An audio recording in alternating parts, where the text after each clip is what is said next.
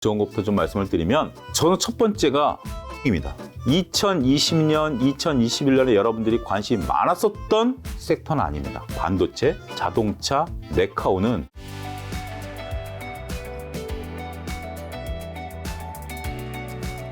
이런 글로벌 정세의 모든 것들이 반영된 그러면 이제 2023년 주식 시장은 좀 어떻게 보고 2023년에 이제 투자자들이 좀 가장 염두에 둬야 되는 건 뭘까요? 그러면 쉽지 않다는 거 일단 염두에 두셔야 돼요. 쉽지 않다라는 거 염두에 두셔야 되겠고 제가 문득 그 생각이 들었어요. 김 작가님 운전면허 따신 지 벌써 21년이 지났죠? 그때 당시만 하더라도 지금처럼 염화칼슘 막 뿌리던 때가 아니었죠. 20년 전만 하더라도 제가 왜 그 얘기를 하냐면 저는 이제 저도 면허 딴 지 거의 뭐 그 비슷한 한 25년, 30년 정도 된 것 같은데 그때 당시 이제 그런 얘기를 했어요.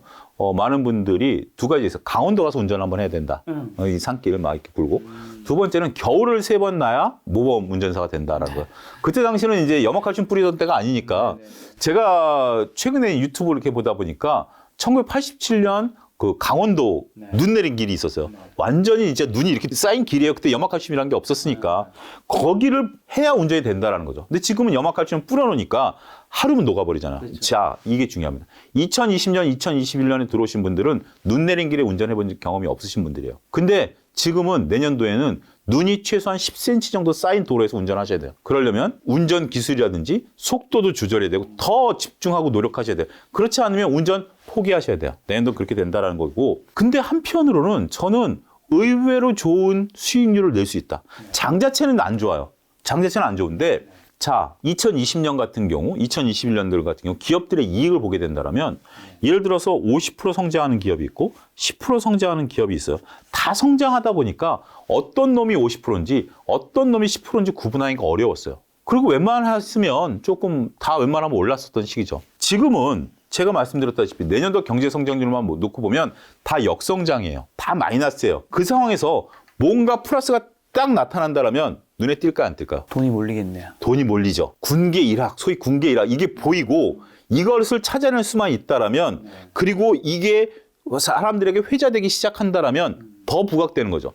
마치 우리가 2021년 하반기에 정말 다 안 된다라고 했을 때 메타버스라는 기대감 때문에 주가가 올라갔잖아요. 근데 이제는 실적으로 그런 게 나타난다라면 여기에 몰릴 수가 있겠죠. 그런 것들을 찾는 노력들을 하셔야 되고 그런 기업들이 있어요. 저도 눈에 보여요, 지금부터. 거기에 대한 고민을 꽤 오랫동안 해왔고, 그러면 2023년에 투자하지 말아야 되느냐라는 건데, 한 가지 조금 서두에 말씀드릴 것은 2020년, 2021년에 여러분들이 관심이 많았었던 섹터는 아닙니다. 그건 뭐냐면 반도체, 자동차, 네카오는 저는 2023년에도 제가 2022년에 본격적으로 김 작가님과 한 달 한 번씩 호흡을 맞추고 있는데 그때 이 네 종목에 대해서는 단 한 번도 추천을 드린 적이 없고요. 여전히 어렵다고 말씀드렸고 이건 2023년까지도 유지가 된다 말씀을 드릴 수밖에 없을 것 같아요. 자, 그럼 2023년 가장 유망한 섹터라는 종목, 그다음에 반대로 어떻게 보면 가장 어려운 섹터라는 종목 어딜까요, 그러면?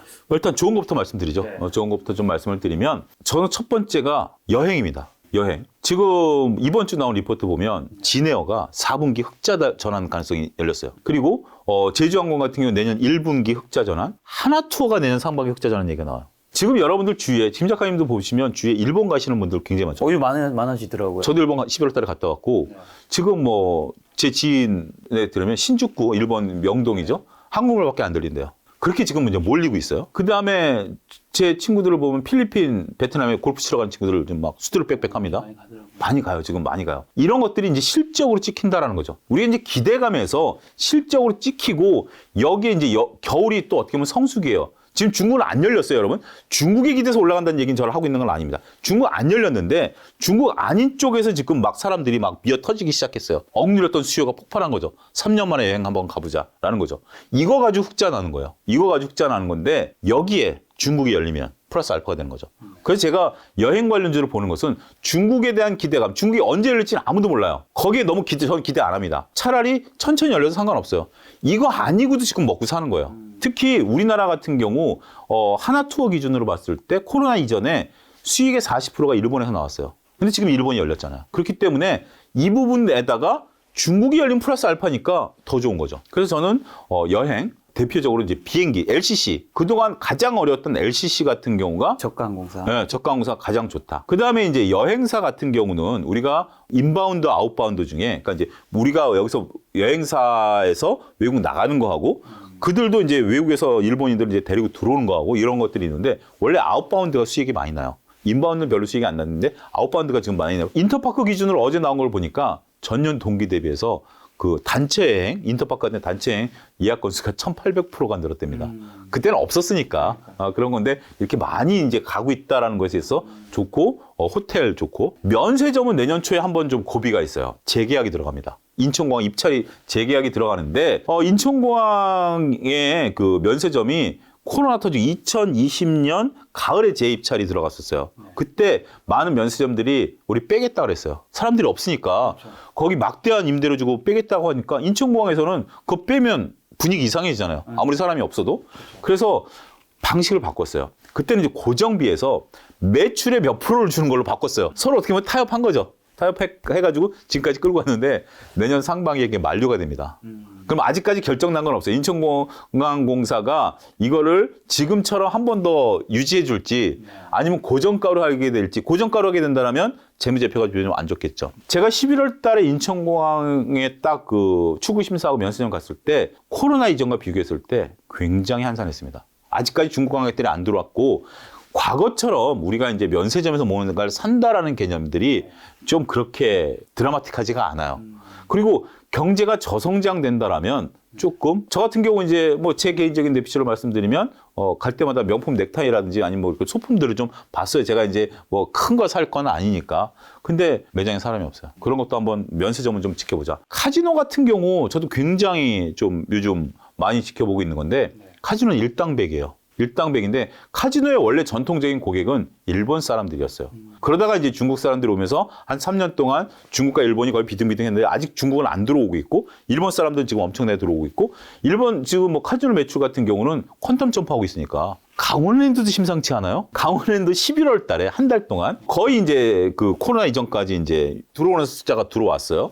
강원랜드 1인당 평균 얼마 썼을 것 같습니까? 강원랜드 가보셨죠? 한 번도 못 갔어요. 한 번부터 안 가보셨어요? 저는 이제 강원랜드 한 몇 차례, 한 서너 번 가봤는데, 저는 이제 카지노 갈 때 보면 이제 보통 이제 친구들이랑 놀러 갔다 구경 가는 거잖아요. 그 근처 갔다가 이제 구경 가면 많이 써야 제 친구들도 한 50만 원 이상 쓴 친구는 없어요. 그러니까 1, 20만 원 정도 재미로 어차피 돈 잃러 가는 거지. 내가 돈 따겠다는 생각이라기보다는 그냥 경험해 본다라는 거죠. 그런 게 1, 20만 원 쓰는데, 그 리포트 보니까 평균 금액이 250만 원이에요. 아, 많이 올랐네요. 그러니까 원래 그렇게 쓰는 거죠. 우리가 생각했던 것보다 이 억눌렸던 카지노 수요라는 게 상상을 초월한다라는 게 그게 결국 수익원이 된다라는 거죠. 그렇기 때문에 카지노도 좀 재밌지 않을까. 저는 탑픽으로 보는 건 롯데관광개발. 롯데관광개발이 이제 제주도 중문단지에 카지노를 만들었는데 오픈한 게 2021년도였어요. 그때 이제 원래 공사가 이제 들어간 거다가 코로나 터져가지고 이제 만들어 놓은 건데 제주도는 아직 국제선이 안 떴어요. 그런 상태에서 국제선이 뜨면 거기 일본인들과 중국인들이 오면 어떻게 될 것인가. 제로 베이스에서 시작하기 때문에 저는 그런 트리거를 본다. 자, 두 번째는 지금까지 지속적으로 내년도 경기 둔화에 대한 말씀을 드려왔지 않습니까? 그러면 기업들이 뭔가를 투자하기도 쉽지도 않고 투자하는데 이자 비용이 늘어나니까 상당히 어렵죠. 근데 울며 겨자 먹기로 투자해야 되는 분야가 있습니다. 미국의 IRL법, 반도체 치법에 따라서 투자를 안 할 수 없는 업종이 있어요. 반도체와 자동차, 2차 전지죠. 이거는 지금 반도체 시황상 투자 공장을 늘릴 수 상황은 아니에요. 근데 삼성전자가 170억 달러를 미국에 투자하기로 했고 TSMC가 받고 콜 우리 400억 불 딱 잃어버린 거 아니겠습니까? 그래서 지금 400억 불은 미국 역사상 외국인들이 미국에 투자하는 가장 큰 금액이에요. 이게 지금 막 하면서 저는 이게 참 여러 가지 효과가 나타날 거로 보이는데 이게 그냥 고용 창출 효과가 있잖아요. 야, 공장 짓는데 몇 명이 가서 일하겠어 라는 건데 누군가 일을 하면 고용이 되고 밥도 사 먹고 이번에처럼 나이키도 사고 뭐도 사는 이 효과를 바라보기 위해서 공장 지으라는 거 아니겠습니까? 그런 건데 여기에 우리나라 지금 삼성전자, 현대차, LG, 엔솔, SK온 다 미국에다 공장 짓고 하나솔루션, 뭐 OC에 다 공장 짓는다고 그러죠. 뭐가 들어갈까요? 장비. 장비라는 게 이게 지속적으로 들어가는 게 아니에요. 뭔가 공장을 지을 때 장비들이 들어가잖아요. 그러고서 매출이 한동안 안 나오는 거죠. 네. 근데 이들이 막대하게 지금 미국에다 공장을 지을 때 설계할 때 뭐가 들어가죠? 장비 회사들이랑 같이 입을 맞출까요? 안 맞출까요? 맞추겠죠. 더군다나 이것을 맞추려면 자기네들 거래하던 데랑 하기 때문에 미국 업체들랑 맞추려면 이게 굉장히 복잡해져요. 설계 도면도 해야 되고 이게 뭐 물건 해야 되고 굉장히 복잡하기 때문에 새로운 업체랑 거래하기 힘들어요. 더군다나 지금은 이건 시간 싸움이기 때문에 전 세계 업체들이 미국에다 공장을 짓고 있기 때문에 빨리 공장을 지어야 되면 기존 거래선을 끌고 갈 수밖에 없겠죠. 그러면 장비 업체들이 저는 내년도에는 관심을 우리가 가져야 된다. 삼성전자가 안 움직여도 삼성전자와 관련된 장비 업체들이 움직일 걸로 보고 현대차가 안 움직여도 현대차 장비 업체들이 움직일 것으로 보고 LG엔솔이 안 움직여도 LG엔솔과 관련된 장비 업체들이 움직일 수 있다. 매출이 늘어나니까. 요거는 최소한 2023년, 2024년까지 이어질 것이다. 근데 2024년까지 선반영되면 2023년에 주가가 오히려 고점 찍고 내려올 수도 있어요. 그 부분은 여러분들이 일단 관심 있게 보자. 그래서 반도체 장비, 2차 이제 장비, 자동차 장비 쪽은 저는 내년도에 관심을 갖자. 이거는 경기랑 상관이 없는 거예요. 그냥 무조건 들어가야 돼요. 이해가 되시죠? 네. 그래서 이 부분. 여기에 플러스 통신 장비. 5G 미국이 이제 막 투자하고 있어요. 네. 그리고 이제 삼성이 인도에 1, 2위 통신업체 잡았죠. 그다음에 이제 중동에도 가려고 하죠. 5G 투자가 본격적으로 이제 일어날 거. 원래 5G는 전 세계에서 우리나라 가장 먼저 시작했어요. 2019년도에 시작했고 미국도 2022년에 시작하려고 했는데 코로나 터져버렸잖아요. 여러분들 2020년 생각해 보시면 그때 당시에는 걸어 다니는 사람이 없었잖아요. 무슨 뭐 사람들 모여서 땅 파기한 이런 걸 못했기 때문에 우리도 그 5G가 좀 수년이 됐고 그들이 이걸 못했었던 거 이제 하는 거예요. 이게 돼야만 자율주행도 되고요. 사물 인터넷도 되거든요. 그래서 이거에 투자 들어가는 거예요. 그래서 저는 통신 장비. 근데 한가위 통신 장비 같은 경우 화웨이가 가성비가 좋았어요. 근데 화웨이 못 쓰게 하잖아요. 그러면 우리나라 통신 장비들이 득을 볼 가능성이 있다는 거죠. 그래서 저는 내년에 이제 소비 관련주들이라든지 여행주들은 뭐 하나의 트렌드지만 장비주들에 대한 트리거. 이거는 지금 다른 분들은 얘기 안 하시는 것 같아요. 저는 이쪽이 가장 밝다. 제가 올해 초에 김 작가님의 3월인가 2월에 나와가지고 2020 소재에 대해서 올 한 해 가장 좋을 수 있다. 이건 경기 불황을 뚫고 갈 수 있다라고 말씀드렸던 것처럼 이러한 논리를 보면 내년도에 장비주들은 저는 그동안 장비주를 잘 안 봤어요. 왜냐하면 장비주라는 게 지속적이라보다는 단락적으로 가는 거기 때문에. 근데 그 단락이 내년도에 이루어질 가능성이 높다. 저는 그렇게 봅니다. 좋게 보시는 건 리오프닝에서 항공, 여행, 카지노, 호텔 이쪽이고 이제 반도체, 자동차, 2차 전지, 통신 쪽의 장비들. 네. 자, 반대쪽은요? 반대쪽 가장 어려운 건 경기 민감주겠죠. 네. 경기가 이제 둔화된다라고 보면 가장 먼저 우리가 소비가 위축이 된다라는 거죠. 테슬라가 미국에서도 가격을 인하했다라는 게 저는 그렇게 가벼운 뉴스는 아닌 것 같아요. 일부 뭐 오늘 분석하는 거 보니까 뭐 재고가 얼마 없다라는 등 뭐 옛날 모델이라고 하지만 굳이 옛날 모델 재고가 없는 것을 가격 인하해서 팔 이유가 있을까요? 이건 굉장히 상징적인 의미가 커요. 자, 경기가 둔화될 것이다라는 예상이 오면 이게 굉장히 심리를 자극합니다. 경제 정책자들이 경기 둔화라는 단어를 안 쓰는 이유 중에 하나가 심리가 작용해버리면 이게 스태그플레이션으로 가버리거든요. 그래서 그들이 말조심을 하는 건데 자, 내년도 경기가 둔화된다라고 보면 김 작가님도 그렇잖아요. 당장 내 주머니는 안 줄어들지만 야 이것도 돈 쓰는 거 좀 눈치 보이는데 내가 돈을 써야 될까? 이런 게 보편적인 인간들의 심리잖아요. 그렇죠. 야 뭐 이런데 뭐 내가 굳이 써야 되겠어? 이게 컨센서스가 형성이 되면 결국 기업들 매출이 줄어드는 거죠. 가장 직격탄을 맞는 게 자동차, 가전 제품이죠. 그렇죠. 이런 거 같은 경우는 막대한 돈들이 들어. 특히 자동차 같은 경우 할부금융 금리가 10%가 넘어서 버렸잖아요. 지금 이제 그 여러분들 유튜브 한번 잘 보세요. 중고차 시장은 지금 뭐 폐업 분위기다라는 거고 KBS인가 MBC에서 그 추적 보도를 했어요. 현대차가의 그 대리점을 실질적으로 30군데를 다니면서 그동안 이제 우리가 많이 얘기하고 있는 반도체 부족 현상으로 대기하고 있던 것들이 취소 건수를 보니까 뚝뚝뚝 떨어지는 거예요. 이제 순차가 와갖고 전화해가지고 자, 선생님 다음 주에 차량 인도 가능한데 와서 계약서 쓰시죠. 금리 10%입니다. 안 한다라는 거예요. 금리가 무섭고 두 번째는 내가 지금 영끌에서 집 사놨는데 주식 투자했는데 다 박살내서 이자 내고 있는데 차 언제 바꿔? 옛날에 내 주식 투자 차 바꿀 걸로 생각하고 계약해냈는데 지금 오니까 못 바꾸는 거예요. 그러다 보니까 이런 것들이 판매가 지금 안 되는 거죠. 가전, 뭐 컴퓨터 2020년, 2021년 재택근무하면서 여러분들 뭐 PC 바꾸시는 분들 많을 거예요. 그리고 그때 당시에 우리가 농담 삼아 야 집에 있다 보니까 TV도 큰 걸로 바꿔 많이 바꿨어요. 그 가수요가 있었기 때문에 역설적으로 지금은 역기조 현상이 일어나는 데다가 경기가 둔화되는데 누가 또 바꾸겠습니까? 그런 부분들이 지금 일어난다고 보는 거죠. 지금 삼성전자 고전하는 것 중에 하나가 서버용 DRAM이 안 팔리는 거잖아요. 2020년, 2021년에 서버를 확장을 시켜놨잖아요. 기업들이. 지금 또 투자가 못 들어가는 거죠. 자, 이런 것들, 경기 둔화의 직격탄을 맞는 사이클들은 어려울 것이다. 두 번째는 소위 성장주라고 불렸던 업체들이, 기업들이 성장 모델을 제시 못하는 기업들이 있어요. 대표 중에 네카오죠. 네카오의 성장 모델은 뭐죠? 플랫폼인데 그걸 갖고 지금 현재까지 이익이 그렇게 많이 안 늘어나고 있잖아요. 그렇죠. 근데 글로벌로 가야 되는데 잘 못 가고 있죠. 못 가고 있잖아요. 그러면 그거 아닌 새로운 우회 전략이라 다른 전략을 보여야 되는데 아직까지 회사가 뚜렷한 것을 말 못하고 있다. 게임 같은 경우 지금 내년 상반기에 신작 나오는 게임 회사들 별로 없어요. 그런 것들, 소위 성장주들. 제약바이오 같은 경우도 뭐 오늘 같은 경우 레고캠 바이오가 정말 기술 수출하고 이건 저는 대박이지만 다른 어떤 특별한 트리거들이 별로 없어요. 그렇기 때문에 소위 우리가 성장주, 이게 뭐 금리 영향이다, 뭐 여러 가지, 이거 뭐 설명할 수 있는 논리는 여러 가지가 있지만 단순하게 물어보는 거죠. 친구가 나한테 돈을 빌려달라고 그랬을 때 우리가 첫 번째 물어보는 게 뭐죠? 어디다 쓸 건데? 그 다음에 이제 뭐 얘가 나랑 친하냐 안 친하냐, 뭐 이자냐 뭐냐, 뭐 금액이 얼마, 이걸 따지지만 제일 먼저 여러분들 물어보시는 게 그럴 거예요. 대표적으로 어디다 쓸 건데? 그래가지고 뭐 예를 들어서 뭐 정말 누가 아프다라든지 뭐 해야 되면 빌려줄 수 있지만 뭐 카드 빚을 갚아야 된다라는 등 뭐 술 먹는데 돈이 없다. 이건 당연히 안 빌려주는 거죠. 주식을 산다라는 것은 기업이 나한테 돈을 달라라는 겁니다. 똑같습니다.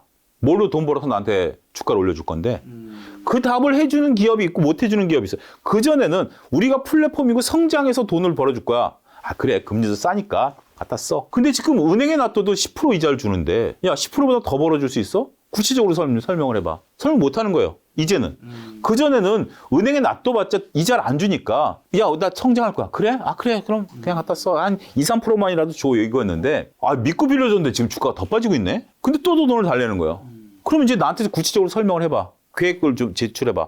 못하고 있는 거예요. 카카오 게임즈 상장한대잖아요. 오딘 개발사. 또 지속적으로 상장한대잖아요. 언제까지 상장할 건데 거기에 대한 대답. 네이버 뭘로 먹고 살 건데 웹툰이요. 웹툰 장사돼? 이런 게 이제 깐깐해지기 시작하는 거예요. 투자자들이. 그거에 대한 해답을 면밀히 줘야 되죠. 네. 면밀히 못 주면 나는 그래도 믿는데 김 작가님이 안 믿고 김 작가님 같이 돈도 많고 위대한 인플루언서가 안 믿으면 예를 든 거예요. 예를 들면 결국 주가가 떨어지는 거잖아요. 내가 아무리 개미가 열심히 달려들어도 예를 들자라면 인플루언서들이 이런 것들을 안 한다라면 그런 게 저는 내년도에 가장 어려울 수도 있다. 가장 어려운 것이다. 네. 일단 소비재, 필수 소비재가 아닌 먹는 거 아닌 소비재, 거기에다가 우리가 성장주로 봤었던 섹터들에 대한 명확한 해답, 이게 필요하지 않을까 싶습니다. 2022년에 주식시장이 가장 안 좋았던 이유는 뭐 대표적인 세 가지가 하나가 이제 연준의 금리 인상이었던 거고 또 하나가 이제 러시아 우크라이나의 이제 예상치 못한 전쟁. 전쟁이죠.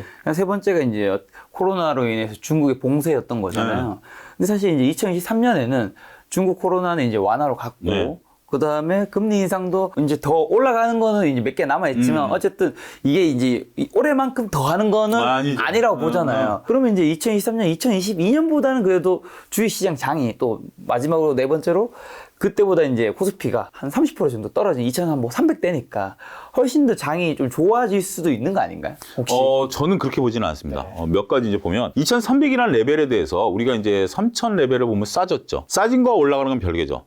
싸진 거 올라가는 건 별개고 근데 우리가 이제 내년도에 금리가 더 이상 올라가지는 않지만 월스트리트저널에 나온 표현을 어떤 분이 얘기한 걸 제가 인용하겠습니다. 내 집 앞에 폭탄이 한 달에 75개씩 떨어져요. 뻥뻥뻥뻥뻥. 그게 이제 지금 50개가 떨어졌어요. 그게 좋아진 건가요? 여전히 폭탄 50개가 떨어지고 있는 거예요. 내년도 폭탄 25개가 떨어지죠. 아직까지 폭탄이 떨어지고 있어요. 그리고 가장 중요한 것은 일단 더 이상 금리가 안 올라간다라는 것에 대한 착시 현상이에요. 금리가 이제 속도 조절이 안 올라가니까 다행이다라는 건데 금리 수준이 지금 5%라고 한다면 5배가 올라가는 게 유지가 되는 거예요. 미국 같은 경우 모기지 금리가 그렇게 올라간다면 가처분 소득이 일어날까요? 우리나라 같은 경우 25bp 금리 인상을 할 때마다 우리나라 가계부채 기준으로 봤을 때 가처분 소득이 6조가 줄어듭니다. 이자가 6조가 늘어나는 거예요. 그게 나한테는 몇천 원, 몇만 원이지만 이게 6조라는 돈들이 소비로 갈 것이 사라지는 거죠. 그러면 기업들의 이익이 늘어날까요? 따라서 금리가 더 이상 안 올라간다라는 건 호재처럼 보이지만 호재가 아닌 거예요. 피봇이 완성이 돼야만 호재지 이건 호재가 아니다. 여러분들이 명확하게 보셔야 되고 2300 레벨이라는 게 높냐 낮냐라고 봤을 때 낮다라고 보기 어렵죠. 이게 논직이 돼야 된다면 3300 레벨이 정상이었었다라고 봐야 되겠죠. 그러면 낮은 거지만 3300 레벨 때 카카오가 15만 원, 삼성전자가 9만 원 이게 정상 가격이 있냐라는 거죠. 그게 정상 가격이 아니다라고 보면 지금 레벨이 낮다라고 보는 것에 대한 논쟁이 되는 거죠. 더군다나 가장 중요한 것은 많은 분들이 주식시장을 떠나고 있습니다. 고객의 탁금이 2021년에 70조에서 지금 45조고요. 2022년 상반기 때 60조였어요. 그게 가을까지 50조를 안 깨고 내려왔어요. 가을에 50조가 툭 깨지니까 우리가 이제 그러잖아요. 지지선이 깨지면 저항대가 되듯이 50조가 툭 깨지고 나니까 50조에 한 두 번 부딪혔다 지금 툭 떨어지는 거예요. 50조가 지지선이 됐었어요. 꽤 오랫동안 지지선이 됐다 50조가 깨지니까 공격의 저항선이 되면서 떨어지고 있어요. 많은 분들이 주식시장을 떠나고 있습니다. 그리고 또 한 가지 2020년과 2021년에는 주식 외엔 대체제가 없었어요. 그때 여러분들이 동학개미로 뛰어든 이유가 뭐죠? 은행에서 내가 적금 만기 3천만 원 타보니 야 이자 가지고 내가 가족들 소고기 파티도 못하겠다 이거 아니에요? 야 근데 옆에서 주식으로 돈을 벌 수 있대더라. 그래서 주식으로 들어왔죠. 근데 지금은 거액자산가들 같은 경우 회사채 사놓으면 확정으로 10%씩 줘요. 원금 안 깨지고 10% 줘요. 난 여기에 만족해요. 그분들이 지금 주식시장을 떠나고 있어요. 그리고 다 물려있는 상태에서 누가 주식을 하죠? 주식은 기업에 대한 기대감, 지수에 대한 기대감도 있지만 오늘 오건영 부부장이 올린 논리 중에 하나예요. 주식이라는 것은 내가 주식을 사면 제가 표현했던 건 이거예요. 단순하게. 오건영 부부장님처럼 제가 똑똑하지 않기 때문에 막대 잡기 게임이라는 거죠. 내 막대를 누군가 잡아주고 이게 올라가는 게임인데 내 주식을 누군가 사줘야 되는데 내 주식을 이제 지금은 딱 내가 막 옛날에 사주면 막 그 제가 얘기한 소로스가 얘기한 제기적 현상을 막 사주는데 내가 이 주식을 딱 샀는데 아무도 안 사줘. 고립무원에 온 그 고독감이 느껴지는 거죠. 네. 그런 것이 저는 2023년에 일어난다라고 봐요. 자, 한 가지 예를 들어 드릴게요. 2015년도로 돌아가 봅시다. 2015년도에 제약바이오가 꿈틀거리기 시작했고요. 2016년도엔 제약바이오 해였습니다. 여의도 바닥이 다 제약바이오만 매수했고 소위 말하는 차화정이 안 움직였던 시기예요. 제약바이오가 아니면 주식이 아니었고요. 그때 당시에 메디톡스가 15,000원에서 70만 원까지 갔었어요. 지금 여러분들이 얘기하는 그런 종목처럼 지금 메디톡스 지금도 그렇지만 15,000원짜리가 70만 원까지 가면서 제약바이오의 화려한 상황이었고요. 2017년도가 어떤 해였냐면 제약바이오들의 지금 여러분들이 보고 있는 3분의 1이 기업 공개를 했어요. 데자비처럼 느껴지지 않나요? 지금 2020년, 2021년부터 그리고 2020년에 이제 따상이라는 단어가 등장하면서 IPO들이 급증하기 시작했죠. 지금 그때 당시에 고점을 회복 못한 제약바이오가 몇 개나 될까요? 대부분입니다. 2017년 고점을 회복하지 못한 제약바이오, 그때 당시 제약바이오 놀린 그거였죠. 고령화테마. 나이를 먹어가니까 약을 먹는다. 그리고 이제 바이오시밀러, 셀트리온 100만 원 간다. 지금 삼성전자 얼마 간다는 얘기가 똑같이 들리죠? 셀트리온 지금 얼마죠? 근데 셀트리온 같은 경우 회사가 3개로 쪼개졌죠. 3개로 쪼개진 상태에서 다 합쳐도 100만 원이 안 되죠. 그런 상태로 지금 유지가 되고 있는 것을 보면 제가 주식 경험상 너는 이렇게 비판적이냐라는 얘기를 하시는데 차라리 제가 욕을 먹고 여러분들 돈을 버시면 다행이에요. 하지만 주식시장이라는 게 역사가 반복되면서 기대에 꺾였을 때 오는 실망감 이게 너무 크기 때문에 여러분들이 고려해야 될 것이다라는 거죠. 저는 2020년과 2021년 오버슈팅이 해결되는 구간은 제약바이오가 지금까지 해결되는 구간까지는 아니더라도 최소한 기본적으로 몇 년은 걸린다.